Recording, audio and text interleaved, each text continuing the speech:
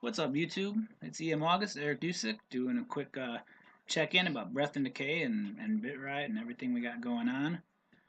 Um, I'm here at GMS Optical, tentatively named GMS Optical Studios. It's the new spot. I am a little lonely. Like, I haven't been seeing the guys like I used to when we were at 504 West. So, I might be making more of these videos. I might be talking about some stuff that's like not necessarily related to Breath and Decay, is related to me. So maybe like I'll talk some Myers-Briggs stuff because I'm really fascinated by that lately, or just other things that are interesting. It is my channel. I do reserve that right, but I'll try to be good about the responsibilities that come with it, and not abuse that too much, unless people like it, unless they like that kind of content. So what's been going on with Breath and Decay? I'm gonna cover a bunch of different topics very like briefly because all of them deserve their own in-depth video, but it's not gonna happen today. Mostly because everything's kind of half-baked, to be honest. But um, me and my buddy Kevin, we were kind of brainstorming. We made the decision, probably in like December or January, that Breath and Decay really needs to be a. Maybe that doesn't really need to be, but we decided that we wanted to be a concept project. We were workshopping lyrics, and it was really hard to find a perspective. I mean, speaking personally, like things are okay for me right now. I don't have a lot of problems, and I'm not young anymore in the way that I can be like ridiculously angsty. I just that's not gonna fly. So we came to this idea that maybe what we could do is sort of like we love sci-fi, we love fiction, right? Like we all have all the Gibson books, me and Kevin, and probably like all my friends. I would assume have everyone's got a copy of like a paperback of Neuromancer tucked away somewhere. Like it just they do. Everybody I know, literally everyone. Maybe not everyone, but the point is like that's something we're real into. And we kind of decided like here was like the general like scheme we came up with is Breath and Decay is the story. Like if it was a show, it wouldn't be Bleach, it would be Breath and Decay. It was like an animated show. So that was cool. And that gave us characters, so that gave us perspectives to write from. E.M. August is like the personification of me in Breath and Decay, and I guess as such he is the protagonist. But there's cool opportunities when we do collaborations to sort of like write people into the story. Like that would be cool. Maybe we'll make a comic book or something. But one thing we are doing is that there's a little forum that we're starting. It's private right now, but we'll open it up soon. Where we kind of write little shorts about the songs. So basically, like the song is the Breath and Decay canon, like number one.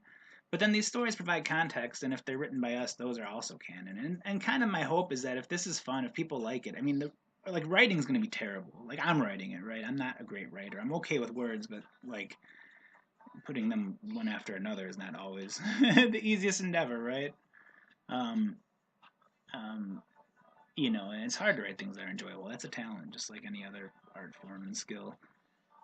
But we're gonna try it because it's my project and it's fun, and I am interested in doing it. And maybe there will be a thing there. But what's really cool is hopefully, like, if the forums of people are into it, there's some fans, like they could write their own little shorts or their own longs or whatever they want.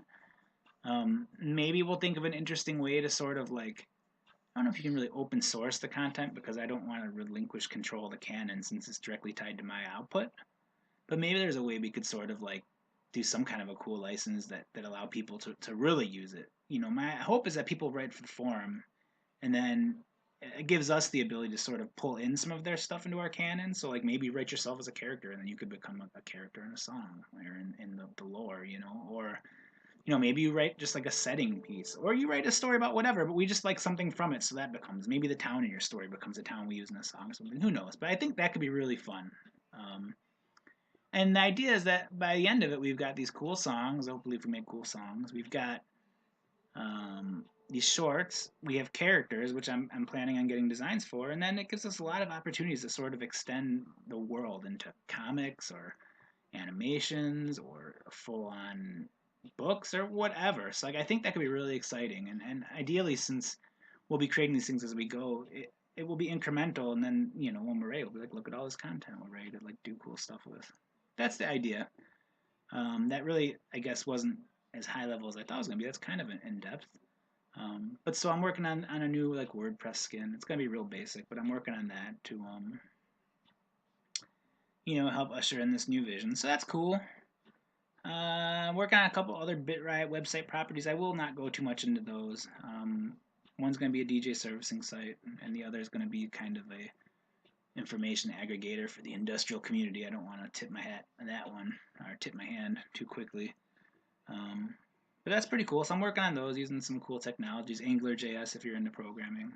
That's a JavaScript framework I'm using to build that application. So that's cool.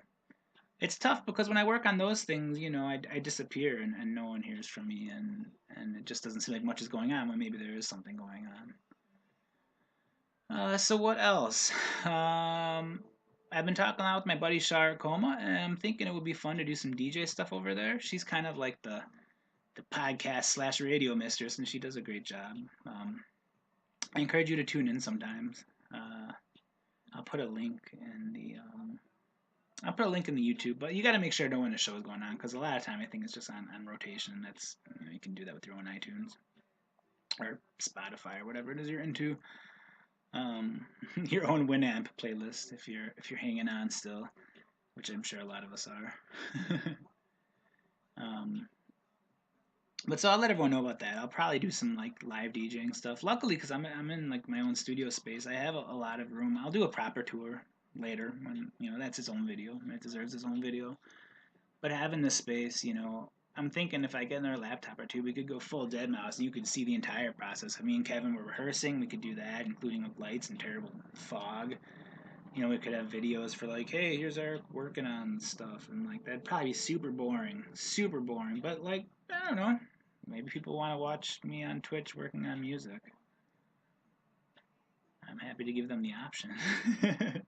But of course, if you do that, it's more than that. It's collaborative, right? So you could be in the chat room, we'd be talking, and it would be cool. Like it'd be just like hanging out, producer buddies. I'm sure we can even find ways to do like group Skype calls, or if there's fans who are interested in what we're doing, like let's be friends. And get on it while you can, because if this actually starts like taking off, I'm going full mystery mode and pulling back quite a bit. So, well, that's not true, but that is something that could happen. I don't have a lot of time in my life for this kind of stuff. So if it did start taking off, I would be so drained by all the energy it would take to manage all the relationships and stuff that I probably would pull back quite a bit. So there you go. You can say I was hanging out with Eric when it was fun and he wasn't really weird about it. So what else? There's something I want to show you. There's a remix I'm working on. It's pretty cool. I think you're going to recognize it and dig it. I'm just going to play you a little snippet because it's very early going, but it's pretty neat. Let's see if you can tell what it is. All right, Wiz, that's enough. All right. Let's start from here.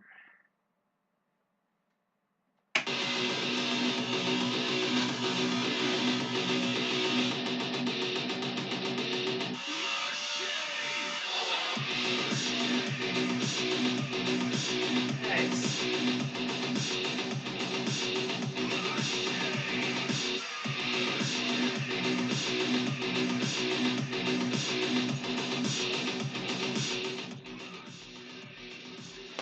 Yeah, so I got a chance to do a remix for Cyanotic, which is pretty cool because, like, when I think of all my musical friends and everything, Cyanotic is who I go back the farthest with, and probably he's the same way with me, I would think. I can't think of too many other, producers he was messing around with Sean before us, because we met when we were like teenagers in high school.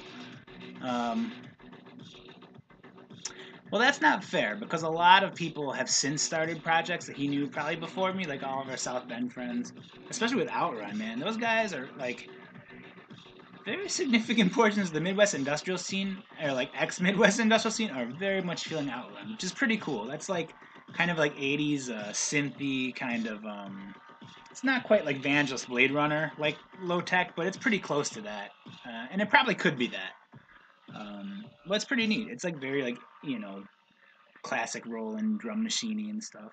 And it's kind of interesting too because I think performance-wise, it's like probably very organic, like drum machine, live synth kind of stuff, because it's all about the vintage sound.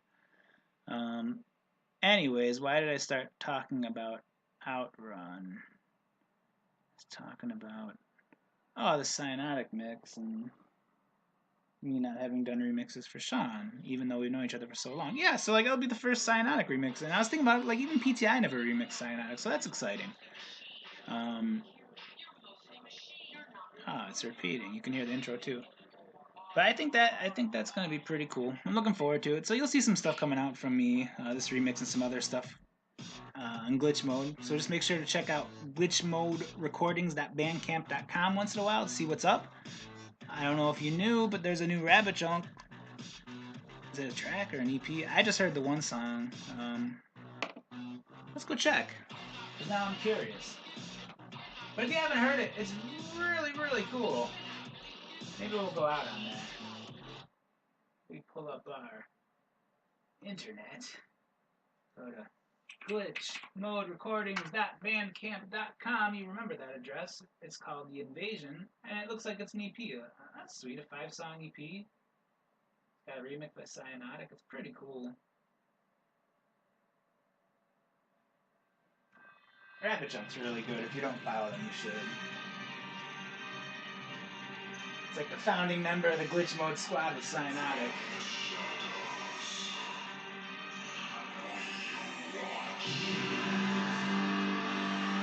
That's some sound design, huh?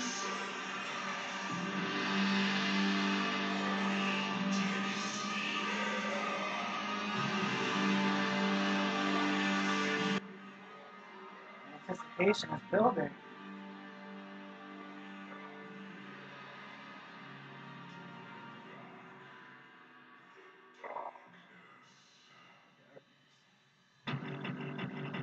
Woo! It's like Gabber, man. It's like 1996 all over again.